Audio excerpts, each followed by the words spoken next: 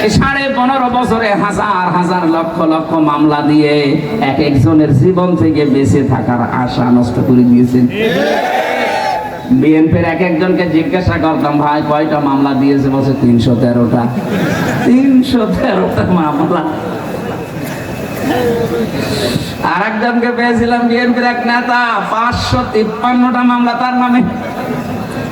আমার মাত্র 2টা, তাই আমার জীবন যৌবন হাঁপিয়ে যায়।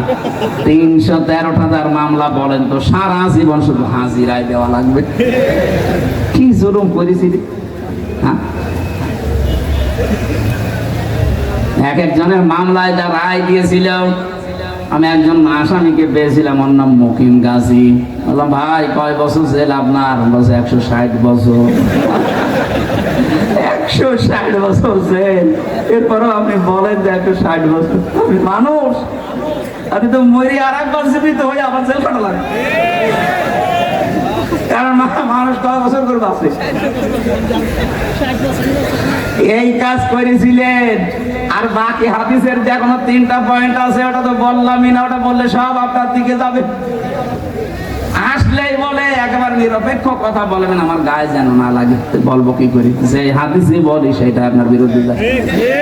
15.5 বছরে অনেকে কথা তুলেই ফেলেছিল রাজ্য রাজনীতি আর কোরআন শরীফ আলাদা। এটা বড় হাদিসের বিরোধী কথা।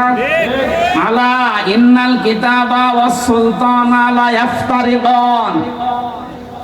নবীজি বলেন, জেনে রাখো অতি শীঘ্রই আমার উম্মতের ভেতরে কিছু মানুষ এমন বের হবে, এই মানুষগুলো বলবে রাজ্য রাজনীতি আর কোরআন শরীফ আলাদা। এটা বলতো না? অনুষ্ঠানে আসলেই বলতো রাজনৈতিক কথা বলবেন না, ওরে শয়তান।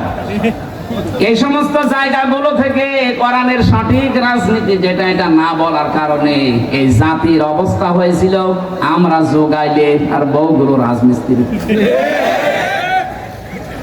আমার বন্ধু বলছে ঠিক, তার মানে ও অবস্থায় ছিল। আমরা সবাই অবস্থায় পড়ে গিয়েছিলাম। পুরুষ মানুষ করবে রাজনীতি, কথা বলেন না কেন? এটা আমি বানালাম? এটা রাজনীতি করতে হলে, নেতা হতে হলে, এটা কি মহিলা না পুরুষ?